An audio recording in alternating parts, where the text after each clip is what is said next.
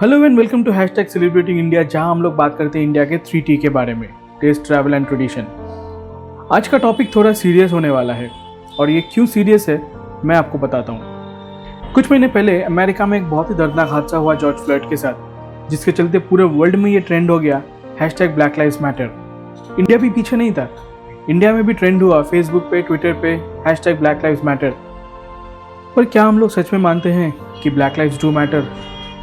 क्या रोड पे या फिर बसों में, अपने वर्क प्लेस में कभी कोई ब्लैक अफ्रीकन दिख जाए तो हम लोग उसके बारे में कमेंट पास नहीं करते, डिस्क्रिमिनेट नहीं करते, उस पर मजाक नहीं बनाते? अफ्रीकन छोड़िए, कभी किसी ब्लैक इंडियन को भी हम लोग देख लेते हैं तो यही सब नहीं करते क्या? आज मैं जिस बंदे को लेके आया हूँ, हिज नेम इज़ जॉनथन। वो नाइजीरिया से इंडिया आया है अपना पढ़ाई पूरी करने, और इंडिया आना उसके लिए कोई इत्तेफाक नहीं था। ही केम because there's a history. Jonathan's grandfather was a soldier in the Nigerian army during the World War II, which was then fighting for the British. और उसके चलते उनका ट्रांसफ़र हो गया कोलकाता में। वो हम लोगों के साथ मिक्सअप हुए और उनको इतना अच्छा लगा कि वो घर जाके वही पूरा कहानी सुनाया। This story passed on for generations and inspired this guy so much कि उसने ठान लिया कि उसको इंडिया आना है। But the India where he landed was not according to the story. उसको यहाँ पे आके सिर्फ मिला मिसमैनेजमेंट, डिस्क्रिमिनेशन और रेसिज्म, और साथ में मिला कुछ बैड मेमोरीज। आज आपको यही स्टोरी सुनाएंगे कि कैसे लाखों जॉनथन्स जो आज इंडिया में हैं, उनको हम लोगों ने mentally, financially and emotionally drain किया है। And trust me, the story is worth listening. I would request everyone to watch it till the end, और अगर आपको ये वीडियो पसंद आता है please share it with everyone with hashtag standing up with Jonathan. So without further ado, let's start the video.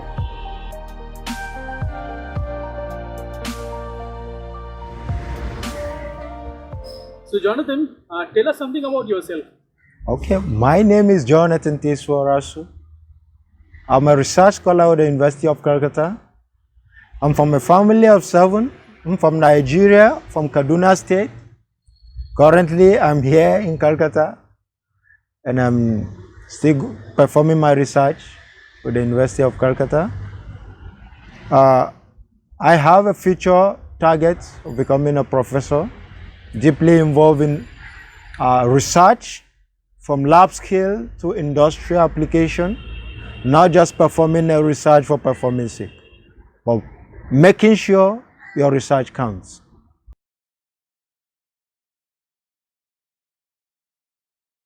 Why did you come to Kolkata, and why particularly Calcutta University? Oh, my journey to Calcutta is actually an interesting journey. While searching for admission, I never believed I would be here. I got an offer from Manchester University.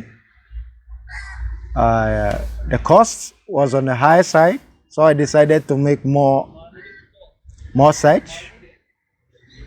I contacted some universities in China, and they told me, okay, we'll give you, but the admission period is closed. You have to wait for the following session.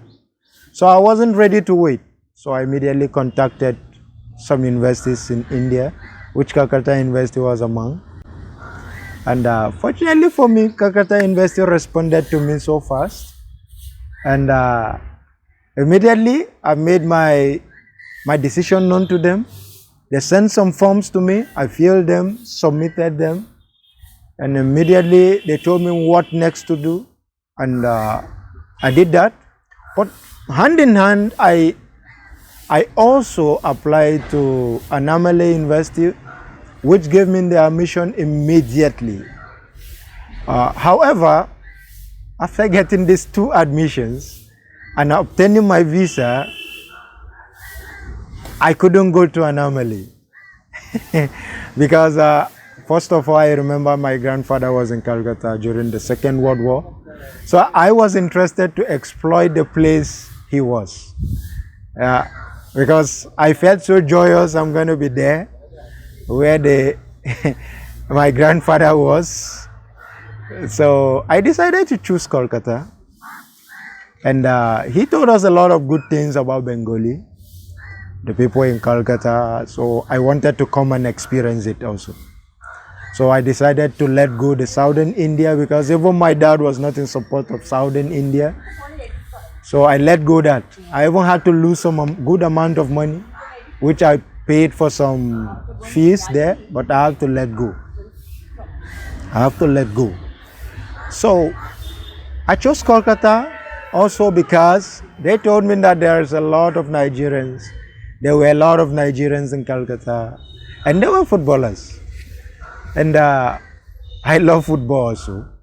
Though since I came, I didn't play any football for any club or for anything, but except for my school competitions. But that also was an attraction because I'm a sport person, I'm a footballer.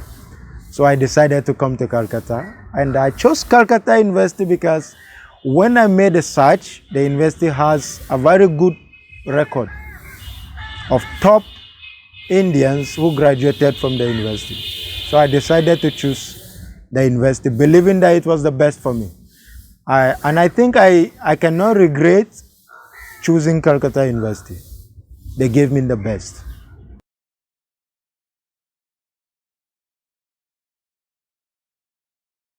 Okay, I'll start with the application to Calcutta University. That was pretty direct. They made everything very official through the mails. I mailed them, they responded. They asked me for my transcript, I gave them. They asked me for other documents, I provided. They asked for my international passport, I provided. So they asked me for basic documents for admission, I gave them to them. And they processed everything from their end. And one thing I really appreciate Calcutta University was they even paid for my application form.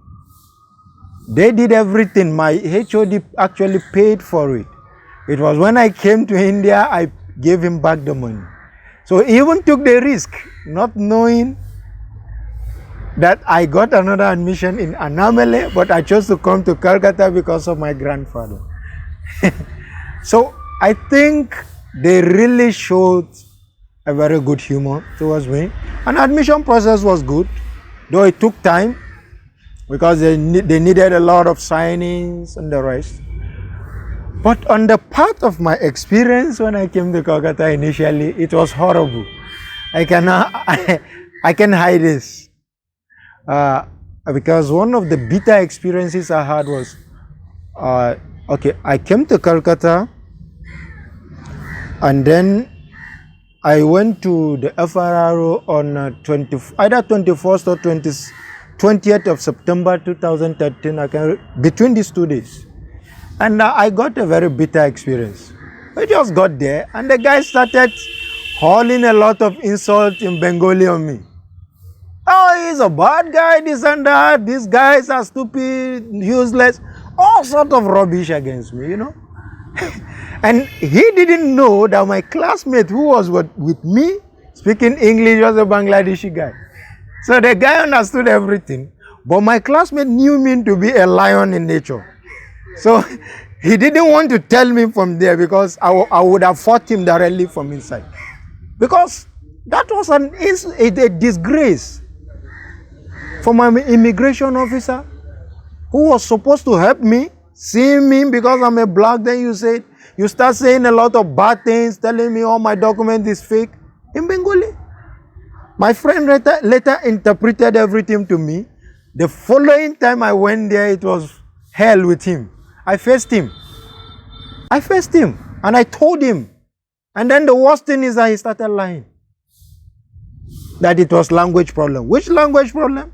Can language problem make you to insult somebody in your dialect and say a lot of negative words? If I tell him to, okay, go to my country from my primary school, from pre-nursery and prove all my documents, will he be able to do that? And if I decide to sue him for such, so such character has to stop. That was my first encounter with an official office, apart from my colleague, and it was an insult. It was a disgrace. It was a disaster. So that was not a good experience. And then, but based on my own beliefs, I was still having the positive mind that, okay, there are still a lot of good people, even in this same office where I'm insulted. And truly I got that because the commissioner of police came down and consoled me and told me that no. He even had to scold some of them, including the guy that insulted me, and told them that they should help me to do my registration. But unfortunately, it took 6 months. These guys, even after their boss told them to do everything, they frustrated me. I traveled to South India to Annamale 3 times. When I was supposed to do my registration here, they told me, no, you cannot do your registration here. You have to go back. And why should I do it there? I'm choosing the school here in Calcutta, so I should do it here. That is what the FRRO in Annamale told me. But these guys in Calcutta, I'm telling you, they were close to the devil when I came. They frustrated me. I wasted transport. I wasted money on accommodation. I wasted money traveling up and down by air. So it was not a good experience. I cannot say it was good. It wasn't a good one. Even my college was frustrated. My own HOD followed me to the FRRO once or twice. My own HOD. As at then. Yet, they still frustrated me for 6 months before they registered me. Why? Because they believe I'm a black man, so I'm bad. This has to stop. I'm black, so it doesn't mean I'm black, I'm bad. That is extremely stupid and should be condemned. So this has to stop. So my initial days was not good. I can never say it was good. But in the college, it was okay. But out of the college, it was not good.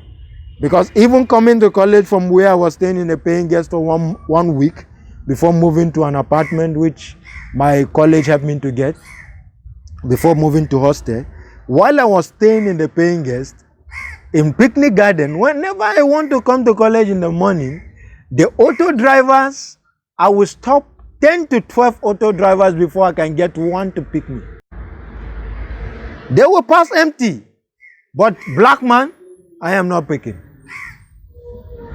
So I was actually perplexed. I was like, seriously? Did you plan to take any legal actions on the official? No, I didn't, because to me, I didn't think of it because the way by nature, the way I'm trained is that I should forgive. No matter how people offend me, I should forgive them. So I let go. But that was an embarrassment. I thought maybe this will happen maybe within few days, but no. Even when I get into the bus, I sit in the bus in some seats, some people will stand up and leave the seat. A black man has sat, so why should I sit with him? He is bad, can't sit with a bad guy. In fact, I got into a bus one day, I have to rebook a guy. This has happened in Calcutta. In Calcutta, I entered the bus one day from Sector 5 going to Exide because my younger sister was studying in IEM. She was studying in IEM, so I was often going around to see how she's doing. So I was going from Sector 5 to Exide. To my surprise, I got into a bus, and the guy sitting next to me, the first question he asked me, which country are you from? I said, I'm from Nigeria. The next statement that will come from his mouth, most Nigerians are drug dealers. Can you imagine? And I asked him one question. Did any Nigerian bring drug to India? He said no. I said, when they were coming from the airport, did they come into India with drug? He said no. I said, who is giving them the drug?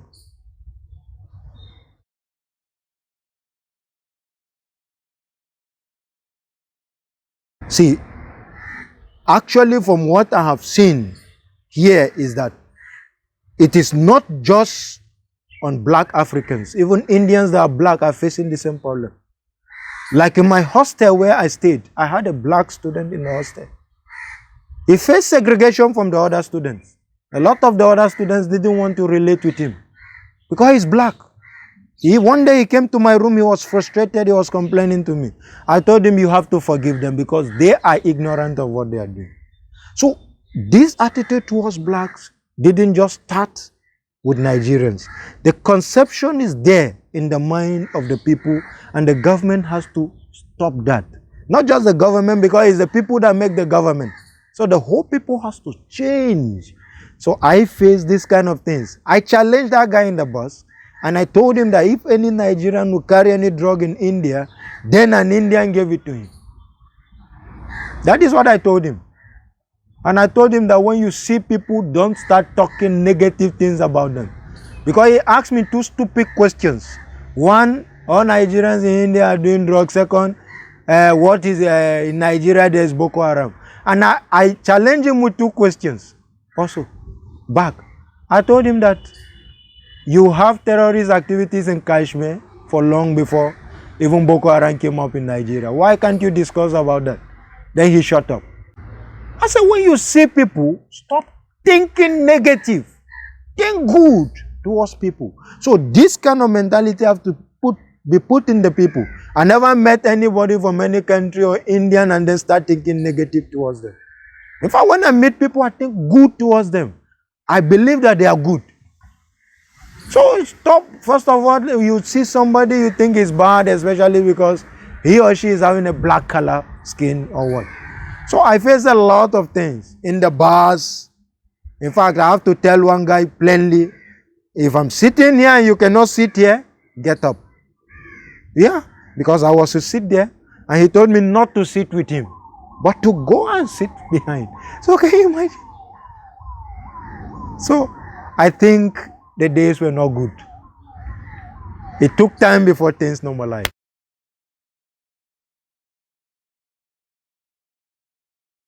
It has been a mix-up. A lot of good things and a lot of bad things also mixed up.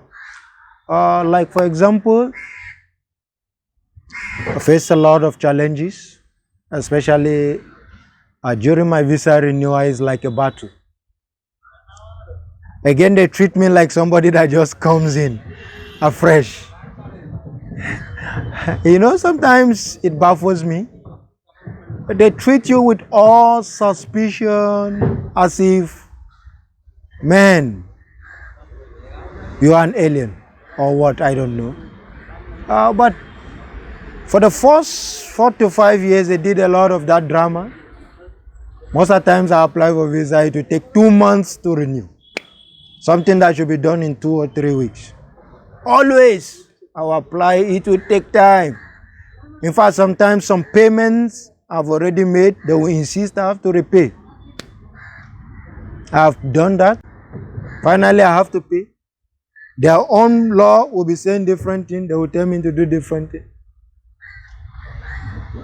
But just for peace to reign, most of the times I end up paying and just let it go. The only time I didn't experience their drama for visa extension was only this year. And I think the COVID-19 is actually an advantage to me this year. So this year they didn't give me drama. They asked me for my proof of my living, how am I living, how am I getting money to feed. I sent them the fellowship form for my college, fellowship later, and they were satisfied. Or they asked me for some, that is my original visa which I got from Nigeria to India. You know, that was printed. So I sent that copy. And then they approved and they gave me my visa this time. I was even surprised. I was thinking again they will start drama for 2 weeks or maybe 2 months. And I was shocked. After submitting everything, I saw my visa in my mail and I was like, oh, is this for real? You know, I didn't believe. Another challenge I faced was with rent where my sister was staying in Salt Lake. There was a time due to the change in laws in Nigeria because of a new government that came in. And the new government gave a law that our parents can only send money to us after every 3 months. No parent is allowed to send money to their children studying abroad except after each 3 months. So my parents could not send money to us except after 3 months. And then sometimes we spend all the money, even the money that we're supposed to pay for rent, maybe something comes up, we use it for it, and then we have to convince the landlord that, look, we'll give you your money, because sometimes we have to owe 2, 3 or 4 months. When they send them, we give him. But the guy gave us hell. It got to a point, there was a day, he was even threatening me. He doesn't know that I'm enlightened. My belief is that the police is meant to protect us. The police should be your friend. The police should not be your enemy, or police should be somebody that should threaten you. But to my surprise, he claimed the landlord claimed he has a police friend. He will call the guy, this and that. And he actually called the guy, was threatening me on phone. This and that. You don't want to give the money? I told him I want to give the money. I told him to wait. He said, don't worry, I'm coming. I don't know what the landlord must have told him. He said, I'm coming. I will arrest you, I will lock you, and nothing will happen. I said, come and do it. That is my words to him. I told him that since you don't want to listen, come and do it. I'm waiting for you. I told him that I was going home to wait for him. He never showed up. To show you that even the rogue police guy knew that what he was doing was wrong.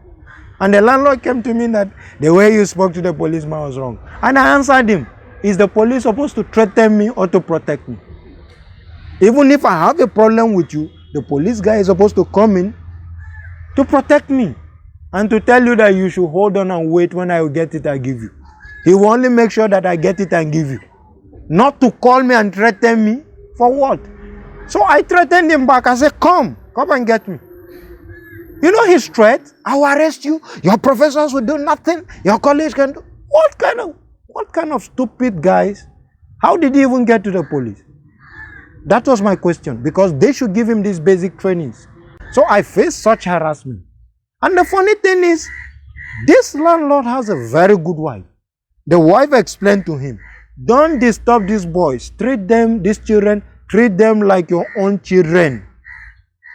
The wife was always supporting us. You know, we really love the woman, you know. If not for the woman, the man would have done a lot of stupid things. But the woman was always on our side. And she was always correct. She was always telling him, don't worry, they will give you. They are not going to run away. And truly, we're not running away. We're studying here. I'm doing my research. I'm not going anywhere. Another one was, for example, the basic normal challenge, which I had to challenge some of my seniors in the lab that it has to stop. You join the lab as a researcher. The basic notion which is wrong. Some of the seniors think they should oppress you. In that way, they will make you know that they are your senior, which is wrong. That I faced it, but with God, I overcame them. And my professor was very supportive, very good. But I was so angry that I have to meet people that were actually not ready to give assistance. But thank God, my own direct senior who was guiding me in the Bienduda and Gunjonda, they really supported me. These guys were good. But the other ones, I didn't understand which mentality they had. But I made up my mind because of that when I will become a senior in the lab, I will never do that to my juniors. And I did it. When I became a senior in the lab, every junior that came, I supported them. So this was another challenge I faced. And I'm not saying it just for my own lab only, but the whole researchers in India, the seniors should support the junior. Train them, help them, not oppress them and distract them. So I think other challenges that I faced, like fooding problem. Initially, I couldn't eat the normal Bengali foods. For like 1 week, I was eating egg roll. I ate a lot of egg roll, you know. Then finally, somebody introduced me to chicken fried rice. Oh, to some extent, I loved it, small. But somebody finally introduced me to biryani, and then that was my favorite. And then I became a biryani addict till today. In a week, I must have to eat biryani, you know. If it is not available, I order online. So I face a lot of challenge with fooding initially, but now I eat basically any Bengali food.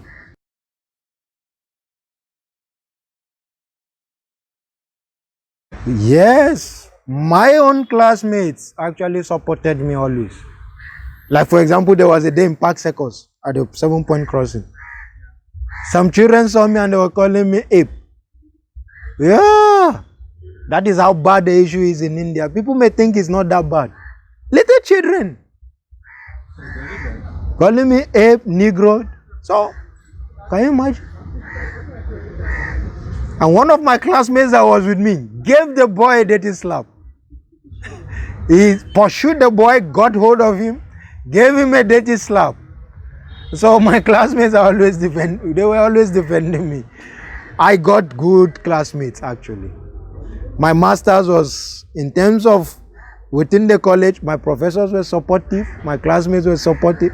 It was an enjoyment period actually, if it is in the college. But out there I face a lot of racism.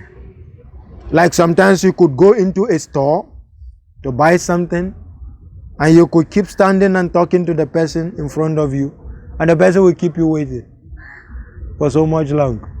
I don't understand that principle. Sometimes you have to shout before the person gives you attention. So I think with time all these challenges will go, because gradually even the Bengali or the whole Indians are getting exposed to the outside world. So things are changing now. But initially it was so bad.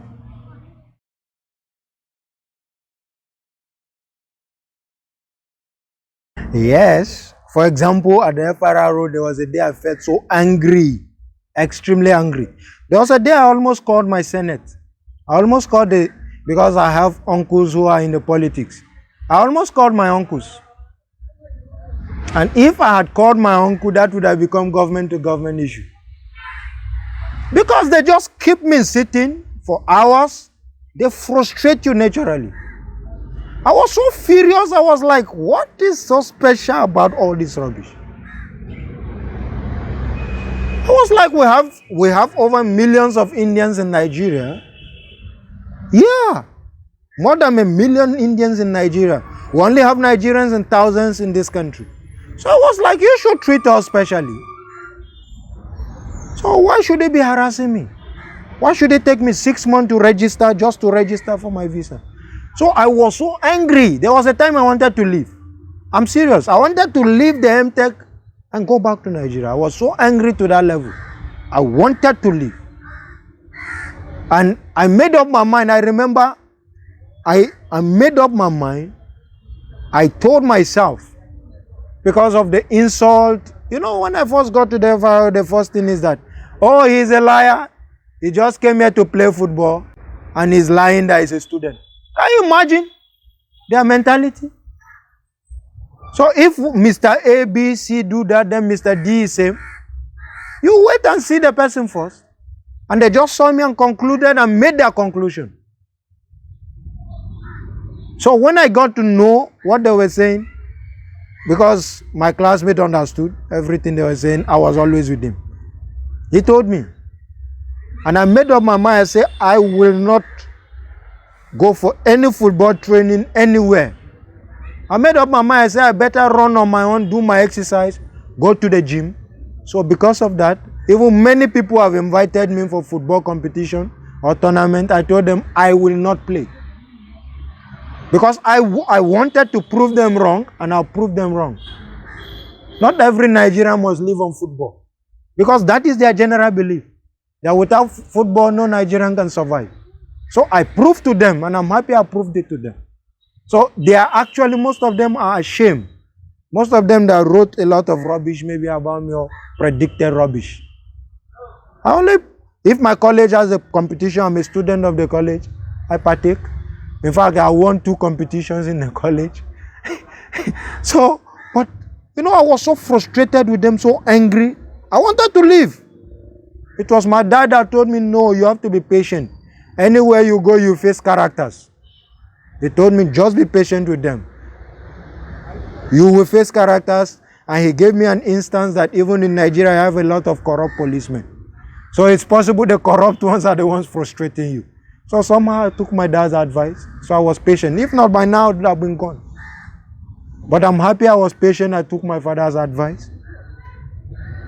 So I was patient. But in some instances, like in the bus, somebody telling you not to sit because you are a black, it got me so angry. Because this happened several times, not just once. So I made up my mind that, okay, after masters, I'm leaving. But the way my professors treated me like their own son. Yeah, And then I have a lot of family which have shown me so much love. So I was like, okay, there is a lot of good here also. There are a lot of good people, but the bad ones have overshadowed the good.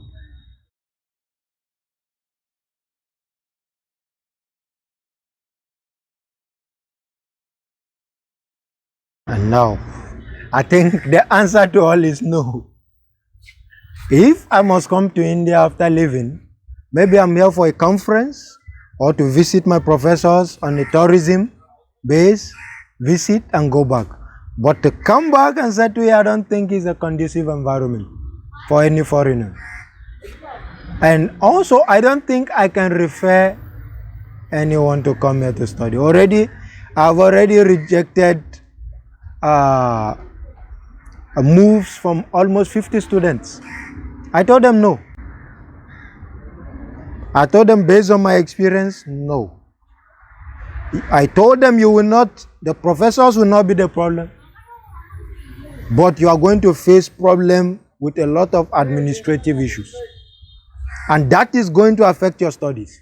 Like for example, when I came to India, those 6 months of my visa registration problem, instead of staying in Calcutta to study, I was busy traveling to southern India 3 times. I missed a lot of classes. My performance was affected.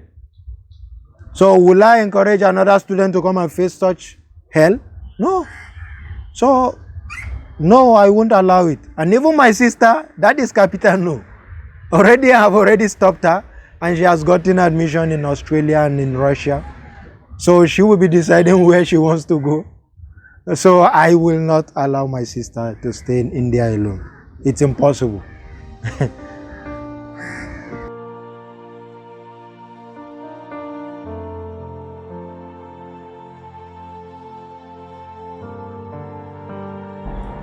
So this is the whole story.